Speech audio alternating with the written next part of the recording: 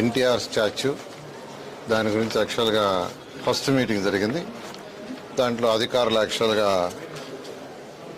వారు ఇంతవరకు చేసిన మొత్తం ప్రజెంటేషన్ చేయడం జరిగింది. దాంట్లో కొన్ని సజెషన్స్ కూడా ఈరోజు గ్రూప్ ఆఫ్ ఎంత అవుతుంది, 1750 వరకు అవుతుంది యాక్చువల్గా.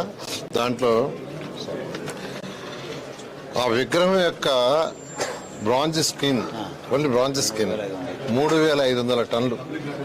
3500 టన్నులు. ఎందుకంటే టూరిజంకి వచ్చిన వాళ్ళు ఈ యొక్క తెలుగు వైభవం కానీ తెలుగు తేజం కానీ అక్కడ చూడొచ్చిన వాళ్ళు లిఫ్ట్లో పైకి పోవచ్చు. విగ్రహం పైకి ఏదైతే 182 మీటర్లు ఉందో దాదాపు 160 మీటర్ల వరకు పైకి పోవటం, అక్కడి నుంచి సిటీ మొత్తం చుట్టూ ఉంటుంది.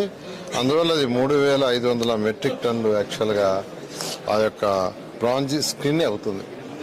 విగ్రహం 65,000 టన్నులు. విగ్రహం 65,000 టన్నులు. చెప్పండి. విగ్రహం మొత్తం వెయిట్ తీసుకుంటే అంటే దాంట్లో చేసే ఈ బ్రాంజ్ స్కిన్ ప్లస్ టోటల్ తీసుకుంటే 65,000 టన్నులు వెయిట్. ఓకే.